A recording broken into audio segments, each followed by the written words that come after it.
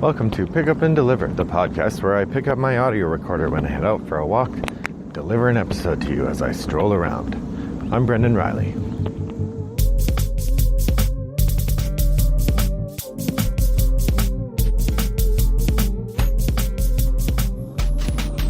Good morning, listeners. It's a breezy late July day, July 23rd to be precise, or maybe the 24th. The 24th. So I'm trying to get back on a publishing schedule. Apologies for the week delay there. I got one episode recorded when I got back from, you hear those cicadas? For those of you, I don't know how worldwide cicadas are. Cicadas are a seasonal bug that they hibernate in the ground and they come out for like a month in the summer. They climb up in trees and they make that buzzing noise. And then they have wild bug times and then they hibernate again. Thing is, they hibernate for something like 15 or 16 years or 17 years. And each year some of them come out, but it varies. And there are some years where it's massive numbers of them come out all at the same time. I don't really know much more than that, and that might actually all be apocryphal, I don't know. But that's what I believe is the case. Anyhow, that's that buzzing sound that you're hearing today. In case you were joining me in suburban Chicago, that's what a walk is like. But I'm trying to get back to a regular publishing schedule here, getting my regular walks out. I don't start my commute again until late August, but a little exercise never hurt anybody. So we'll see what comes. I'm also trying to get back into the habit of thinking of ideas for the episode. So if this one feels a little scattered, you can chalk it up to that. Thanks for your patience while I took the, week off from recording. And hopefully these will be enjoyable. Episode 71 you're listening to right now. Today I thought I would talk about unusual gaming situations. In the last episode I mentioned the trip that I took and a variety of different ways that we played games. And it got me thinking a little bit about how I make an effort to get games played even when I don't have time to sit down and play games.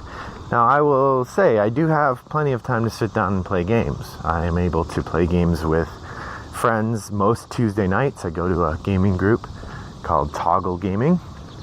I'm able to play with family quite a bit. My wife and daughter and my son all like to play games at varying levels, and so I usually get at least one game a week in with them, if not quite a few more. And I do occasional game days or game nights with friends.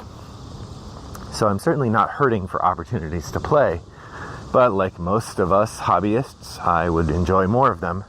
And so I try to find a way to do a little bit of gaming every day. I have a couple things that I've been doing to create those opportunities for myself. I thought I'd share them with you today. The first of these, I've mentioned a number of times before, is Board Game Arena, and to a lesser extent, Boîte à Jeux. Both of these are online game platforms where you can play board games in a digital form, and you play them asynchronously, meaning you take your turn, and then you come back later to take another turn. I've really been enjoying playing games this way. It's a nice opportunity to get to play a little bit, even on days when I'm really busy, and I'm not really making new friends online because it's pretty unusual that you play the same person over and over again. Usually it's a variety of people, although I do have some friends on the site that I've played games with a bit. Overall, though, I am enjoying playing those. I've been playing Can't Stop and Race for the Galaxy pretty consistently, Agricola, and Castles of Burgundy, and a couple other games. So that's been a nice opportunity to play a variety of different games. I like to have something like 5 games going at any one time. It gives me a nice opportunity. Whenever I log in, I'll usually have a couple games waiting for me, depending on how eager my opponents are. So, one way that I've found to get more games played is to do that digitally. I've also, if you're following the Blue Pig Pink Pig forum, that's where I usually mention this stuff first. I've also started an asynchronous game table with my daughter. So my daughter and I both like really heavy games. In fact, she's better at them than I am a lot of times. But we don't have time to play them. It's just very hard for us to find a 2 to 3 hour window where we can both sit down and play games. And usually if we have that window, then either my son or my wife also is interested in playing, in which case we can't really play those really deep games, which she and I like, but they don't. So the solution that I've found is to set up an extra table in our basement. It's just a card table, actually, that in an area we weren't really using, next to a bookshelf. And what we're trying to do is set up one of the more complicated games and just leave it sitting there. And then we'll leave the game sitting there, and then we'll take our turns one by one. Now, there are some games that are much easier to do this than others. Something like, well, right now we're playing Through the Ages, and it's working okay. There are some moments that are difficult, like when the political card calls for a battle.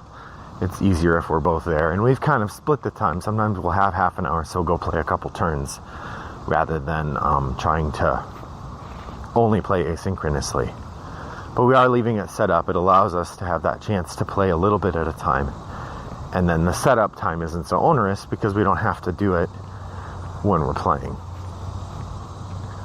That said, it looks like she's going to clobber me again in Through the Ages. The real challenge with that game is trying to keep ahead of her. She got the Michelangelo card again. I don't know, if we play a few times, so far, it's only my second game of it, that Michelangelo card just feels really out of whack with the other cards. I feel like I'm going to have to start thinking long and hard about how to beat that or fight for it. I mean, feels like a game should not hinge so much on one card, and it probably doesn't. I'm probably just too new to the game.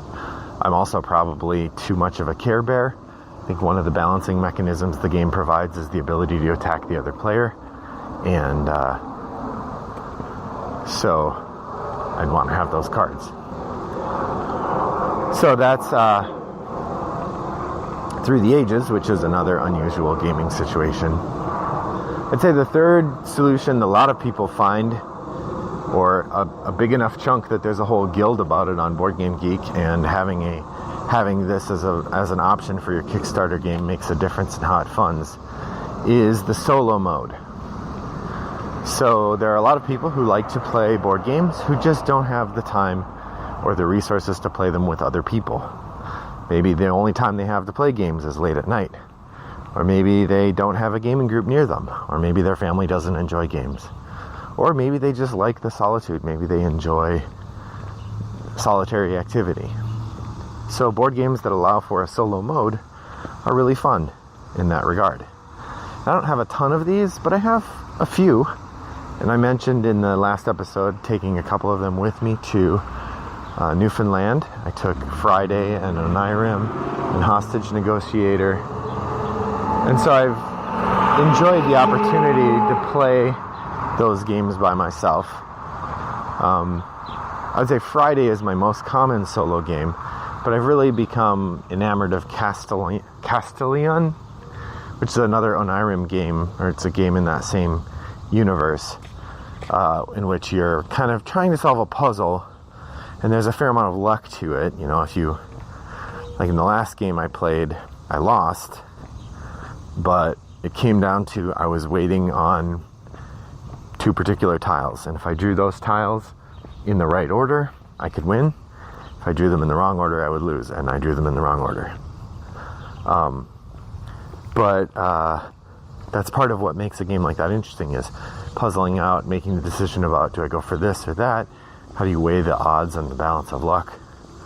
I wasn't counting the tiles, so I didn't know for sure which way that would lean. So, the unusual gaming situations I talked about there are just ways to squeeze more gaming into what is otherwise a difficult schedule for finding time to game. The other thing I've done, or I find myself doing, is really thinking hard about as I look at new games and I consider, is this a good choice for me? Should I be getting this game? Should I be thinking about something else? Thinking about how does the game I'm looking at connect to the game opportunities I have. So for instance, as I'm thinking about buying new games now, what purchases would reinvigorate games that we can all play together versus which purchases would find those games would just add to the games I don't have time to play. So even though a new Martin Wallace game will probably get my money, I'm holding off on Escape Plan, for instance. While I'm sure I've heard lots of good things about Vital Lacerda and I would like to try his games, just adding another game that I'm not only going to be able to play at game night to my collection doesn't seem the right choice right now. Whereas, for instance, getting an expansion board for Clank seems like it might allow for a wider variety in the games that my family is able and willing to play. So, from that perspective, shaping how I buy games also influences the way that I'll be able to get games to the table and the pleasure I can have playing them. So what gaming situations do you find that you have to be creative to resolve? Are you a solo gamer? Do you find yourself trying to play games by yourself? Do you have to game with a weird number of people? 6 is always a challenge, isn't it?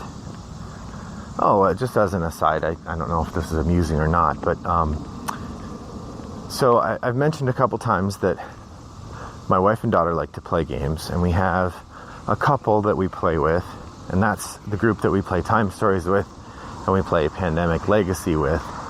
And the way we've done Pandemic Legacy is just that we have one person not actually play a piece, but still contribute to the decision making and the conversation. So that's kind of how we've managed Pandemic Legacy. Or sometimes, if the schedule permits, my wife will skip a month.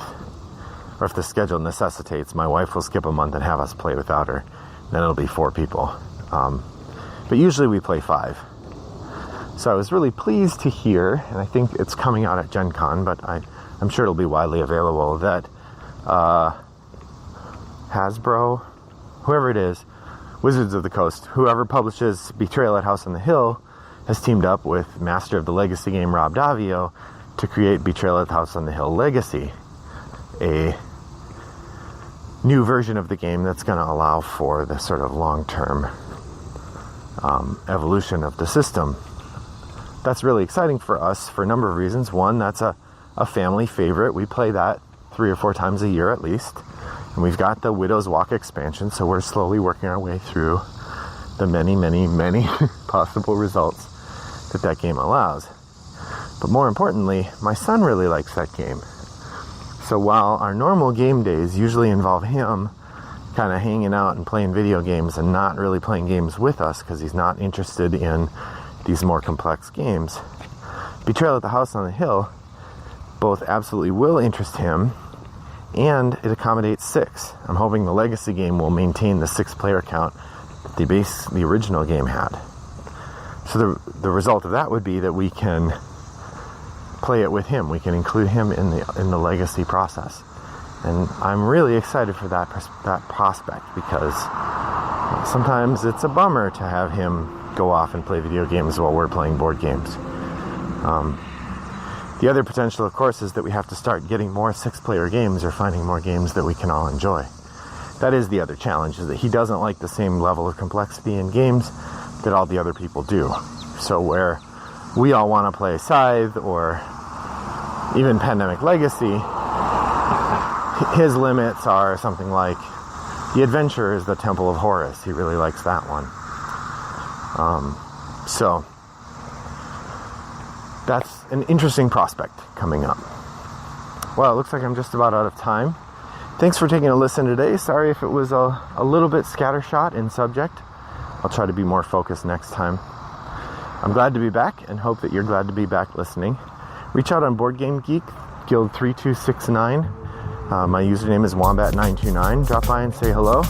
Let me know what are your unusual gaming situations and how do you try to work around them. Or, also, what's your usual gaming group like? Do you have somebody who doesn't like the same games, and how do you solve that problem? I look forward to hearing from you. Thanks for listening. Bye-bye.